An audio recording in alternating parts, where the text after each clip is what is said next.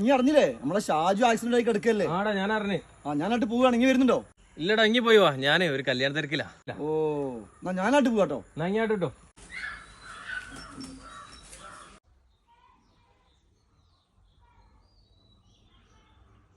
ഇവിടെയൊക്കെ വേനുണ്ടോ? ഓ തൊടല്ലേ, അതൊക്കെ ഭയങ്കര വേദനയാ. സാരില്ലടാ. പിന്നെ ഞാൻ അങ്ങോട്ട് വരുമ്പോഴേ നമ്മളെ മിഥിലാജ് ഞാൻ കണ്ട്. ഓരോട് ഞാൻ ചോദിച്ചു ഞാൻ എൻ്റെ അടുത്തൊക്കെ വരുന്ന ഇനി പോരുന്നോന്ന്. അപ്പൊ ഓൻ പറയാ കല്യാണം കൂടാണ്ട് എന്ന്. ഞാൻ പറഞ്ഞു കല്യാണം കൂടി കടന്നോന്ന്. ഓന് വേണമെങ്കിൽ ഒന്ന് വരാനുണ്ട് അപ്പുറം എന്നത് കാണാനേ. അതൊക്കെ അല്ലടാ സ്നേഹം. ഓൻ പോയ കല്യാണം ആരതാന്ന് എനിക്കറിയോ? നിന്റെ പെങ്ങളെ മോളെ കല്യാണം. ഞാനാ അവനോട് പറഞ്ഞേ നിന്റെ കുറവ് ഇനി അവിടെ പരിഹരിക്കണം.